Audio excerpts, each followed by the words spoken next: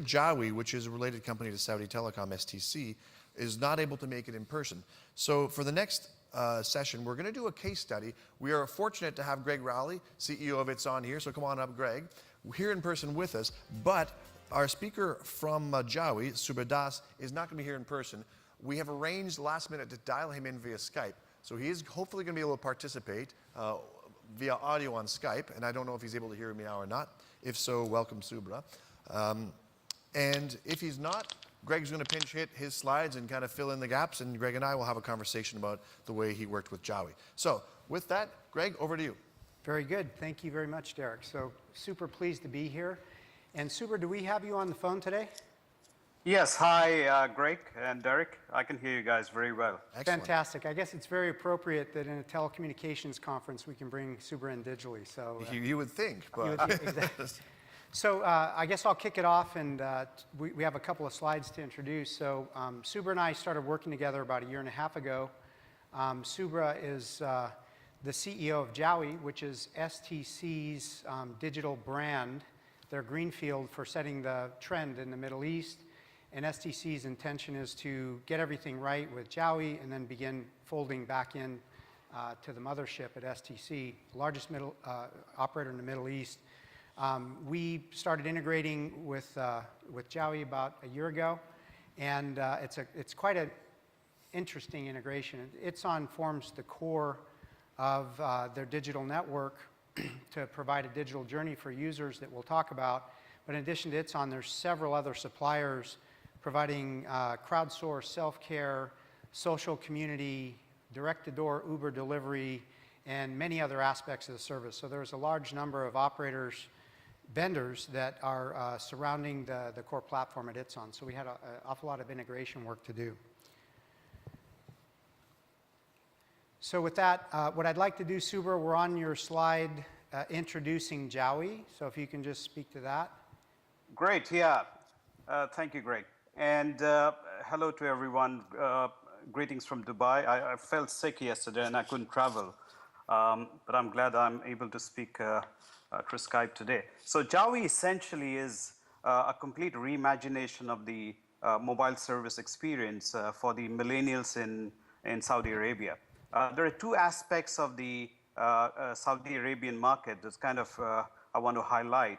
One is 2/3 of the population is below the age of 30 years. So the millennials in KSA forms a big part of the population. And then the second aspect, which is extremely interesting, is Saudi Arabia has one of the highest adoption and usage of social media and online services. For example, it's known as the YouTube nation because there are about 6 views per citizen per day in the Kingdom of Saudi Arabia. Has the world's second highest base on Snapchat, and one of the highest penetration of Twitter users as a percentage of the internet population. So a very, very digital community of millennials. And this segment of millennials are essentially already exposed to the kind of experience that over-the-top and digital players provide. In comparison, the mobile experience is kind of falls short, and it was our intention to make sure that we provide an end-to-end digital experience for the generation and move the mobile service experience several notches higher. So I'll ask Greg, since he's there, to talk about specifically the role of ItsOn in our overall end-to-end customer experience journey. I have to comment that ItsOn forms the bedrock of our entire end-to-end service experience delivery. So over to you, Greg. Thank you, Subhra. Nice introduction, isn't it? It's powerful. So the 4 elements that Jawwy started with are knowing, buying, using, and getting help. And it's a very advanced concept. We got very excited when we saw the vision. And both Subhra and Dr. Colette, the CEO of STC, had a common vision for a very advanced implementation of digital technology. And so we decided we just had to get involved. And ItsOn, I would say Jawwy is the most proactive and forward-thinking of all the operators that we've helped so far. But we also have 5 customers, including Jawwy, Telefonica, MTN is announced, Sprint, Virgin is announced, and we have another operator that will be announced very shortly, and a couple more coming down the pipe. So we've been in commercial production for 3 years with our end-to-end platform, and this is an example of actual on-device screens that help fulfill the Jawwy vision. So ItsOn provides a cloud-based OSS, BSS, augmentation, and essentially modernization. In addition to that, cloud on-device application for real-time interaction with the user, and what we call a service design center, which allows the operator to instantly change services, change offers, change the user experience based on evolving knowledge of the market. Call that agility. So purchase online, delivered to home, build your own plan anytime. So users have you can make very granular control. You can give a user control of different plans. Whatever level of control you want to provide the user, you can give them. In the case of Jawwy, they provide incredible granularity. And also they give the user the ability to reverse. If they don't use all their service, they can actually reverse and save some money at the end of the month or at the end of the period. Track and control usage in real time. Share your plan with other devices. So this is a capability in the platform Jawwy is making full use of. So you can set it up so that you can share, you can gift, you can provide plans to other devices in your family or in your circle of friends, all right from your own device. And then really advanced stuff in online, social, peer-to-peer support, where Jawwy brought in some of the other suppliers I mentioned. So digital customer journey, so online ordering, on-device ordering, Uber delivery, mobile first. Modern marketing and user engagement, what does this mean? So the application engages the user in a couple of different ways. One is when you sense an intent by the user, you can provide a pre-triggered message to that user that's for that particular user segment that makes some sort of offer or incentive for the user to move up the food chain in your digital journey. So very clear incentives, actionable with 1 or 2 clicks on device to keep the user moving up your food chain. And we also have the ability within the app to provide permanent, what we call the marketing interceptor is a momentary pop-up, and inside the app is permanent banners that allow the user to continue to be exposed to the next step in the next best action user journey. And all of those things are configured in the back end along with the service itself. So it's a comprehensive service design center to configure offers, user experience, everything down to text and images, user experience flows, and then the service plans themselves. Agility and flexibility, that's what we mean by that. So you can change things, try new things, beta trial to segments or to your entire population. And then, of course, it's all digital, cloud-based and application-based. Before you jump on that, what did you mean by Uber delivery exactly? I mean, because the term Uber comes loaded these days. Yeah, so I'll let, so what I'll do is to keep things moving, we only have a few minutes here to carry out all of this information. So I'll move to this slide, but ask Subhra to talk to the Uber delivery. Sure. Yeah, so we have multiple home delivery options, and the fastest one, the express one, is the one planned with Uber for home delivery. So it's within, we're aiming at about within 4 hours. But I just want to, you mean Uber as the brand name Uber? So a car comes As with the same- brand name, yeah. Yep. We have a collaboration with them, yes. Cool. Yeah, so what we attempted, if you go to slide 5. That's where we are, Subhra. Yeah. What we attempted right in the beginning is to transform the core part of a mobile operator's experience delivery, which is about how an operator engages with customers, how customers buy and activate their lines, how customers use the service, and how customers get support. In our next phase, we are going to go into different verticals. And we have kind of listed some of those out there, and I think that's pretty detailed. Some of you, maybe whoever is kind of has something to offer in those different areas, would be willing to make contact and start discussing. So several verticals we have listed, right from gaming and education to media and entertainment, communication, wellness and fitness, connected things, IoT, and right up to shopping and e-commerce. So this Great, is Subhra, and we've just moved to your final slide. Next slide, yeah. And so in summary, we launched end of May, tremendous progress. We've kind of kicked off, many other operators in the region are kind of spawning similar kind of digital propositions. And what we just wanted to highlight is we probably have one of the highest NPS recorded for a telecom operator. And then, across knowing, buying, and getting help, we're doing extremely well. Great, and we're now collecting all the data from the end users now that the service is actually deployed, and working closely on user tests and prototypes for an enhanced UX. And really, the purpose of agility is to gather user feedback, relaunch, gather user feedback, and relaunch. So we'll be pushing out some really exciting new user experiences with Jawwy in the first part of the year. Great. So that's the prepared material. Thanks, gentlemen. First of all, I'm extremely pleased that the technology worked. It was a very clear conversation we could have, so that's great. Also, I love the fact, to me, it was unclear whether it was Uber meaning super good or meaning Uber, the car, will actually come with a SIM card. I think both, yeah. It might be a mix of both, yeah. It seems like, Greg, what your company's offering in also Jawwy is delivering is the ability to kind of onboard a lot of people with data services in incremental chunks. So if Jawwy is giving this flexibility of really slicing up their services, people can kind of make that first taste of data.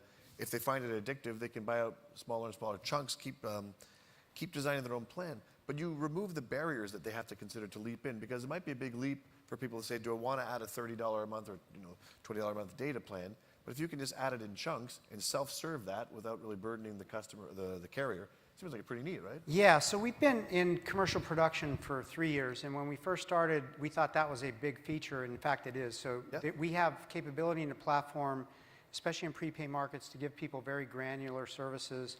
They can be bite-sized chunks, as you point out. They can also be app-based. Now, we also can supply service plans, and we have other customers who are doing unlimited plans. And the digital journey and the digital value does not just end with exactly what kind of service plan you create. That's a very important and valuable part. And every geography, every country has a different optimization around that. Here in the US, that kind of bite size is not necessarily as valuable as it is in a prepay market. Right.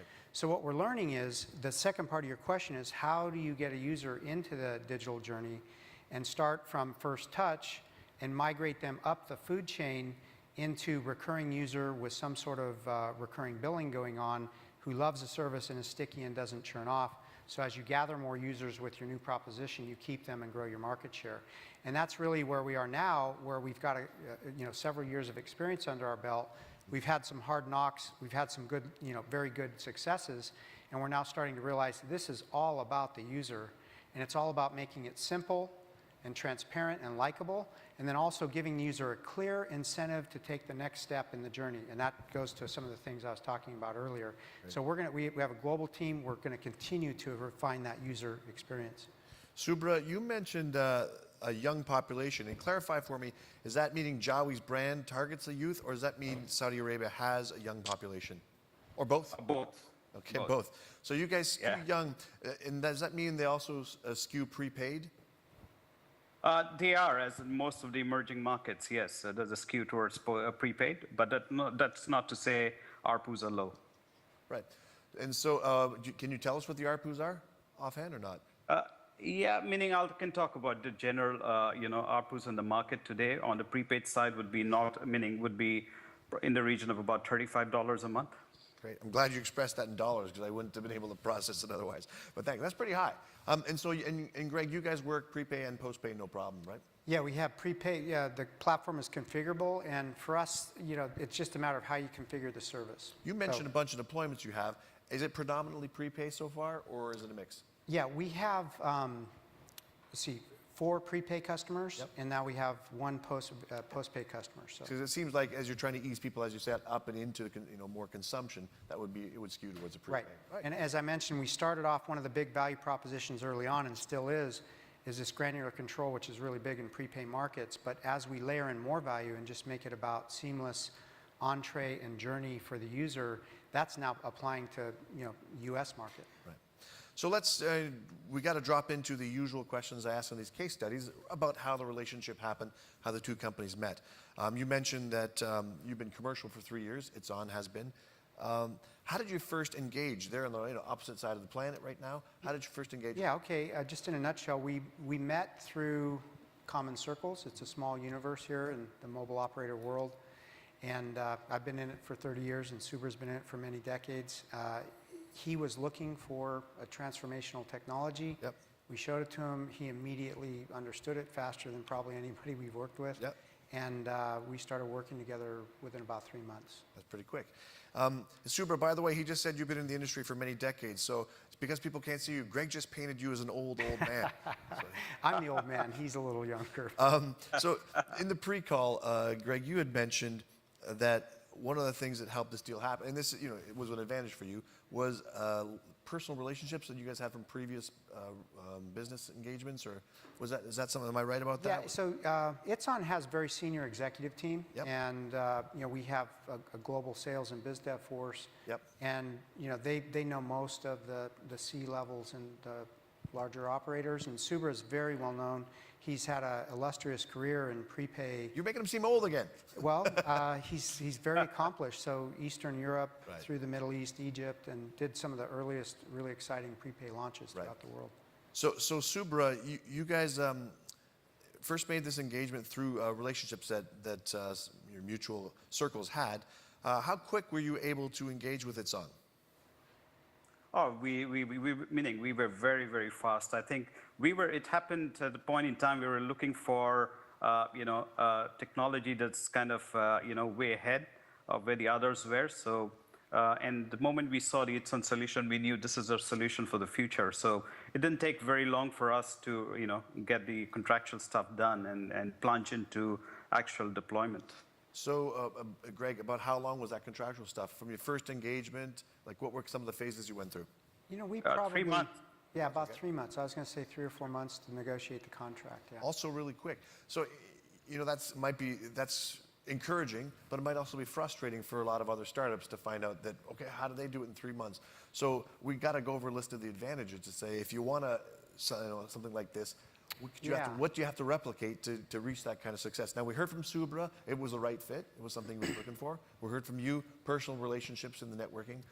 What are some of the it may not be what everybody wants to hear, but this is my third startup, so I have a lot of experience in the wireless industry. The first startup, we literally invented and commercialized MIMO FDM, the first 4G technology. Second, that company was acquired by Cisco. Second company, we did all the Wi-Fi we use today. That was acquired by Qualcomm. That was Clarity and Ergo. So we have long-standing relationships, and we understand how the market works. We have a lot of friends in the carrier business. So we mesh pretty well with the gears in the carrier company. Yep. And we understand how to triage the opportunity set and find the right partners. So I think the key here in this case was Subhra is a technologist running a mobile operator, and that's not a very common thing. And so you realize, hey, that's a good place for us to spend our time. So it's really about understanding where your real opportunities exist, where you can get traction and go commercial quickly, and where you're going to basically work and work and work for years. One of our largest investors is a very large mobile operator, and we've done several deals. We're right now hopefully pretty close to our first big commercial deal, and they were our first investor 7 years ago. So you have to know the difference between those two relationships. So I think when you started speaking that answer, one of the takeaways was having experience on the team. So if you're a group of 30-something technologists from Silicon Valley trying to pivot or morph into the telecom space, because you see some of the market scaling ability that the carriers can offer you, how would you get that experience? Hire one person, or is it harder than that? So it's much harder than that. So first of all, it's very hard, and you got to ask yourself, is this really? If you're a young entrepreneur with 30 people, and you're after the carrier space to do these big deals that we're after, you have to ask yourself, is that really what you want to do? It can succeed, and you just have to be very, very convinced about your technology. You have to put your head down. In our case, it was, 4.5 years of development before we got our first major commercial contract. Yep. It takes a lot of funding. It's not an inexpensive endeavor. You better be very, very convinced you have the right technology. And you're going to need to demonstrate it along the way, and you really need to get the operators to help you understand how to build the product they need, and hopefully help finance your company. We actually did 2 rounds with operators financing us before we did our first venture round, because we weren't ready to raise venture capital money in this space until we were sure the operators would go commercial. So I'm lining up towards to wrapping up this panel just to give Subhra the heads up. The clock's running down.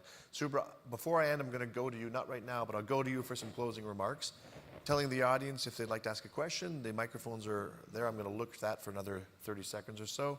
And then, Greg, you mentioned that it was 4.5 years to your first contract, started with a couple of telco investments. How the heck did you make it last 4.5 years without running out of money? And how did you convince the additional investors when they came on board that this is something that might pan out? Yeah, so it's a combination of things. One is to make sure that you're not growing your expenses faster than your technology value in the market. Two, we did get quite a bit of revenue during that period by working with the operators and getting various trial deals and proof of concept deals. Yep. So we were always from the very beginning. In fact, our first deal wasn't an investment, it was a contract. So again, we feel that if you're in the operator space, if the operators aren't willing to help you develop and help pay for some of that, you're probably in the wrong space because they're not that interested.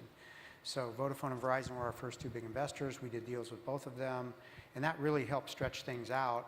And then only when we were just about to sign our first big commercial deal did we start really ramping up the team, going full scale and bringing in venture capital. So Subhra, I'd like to throw it over to you for any kind of closing remarks you have.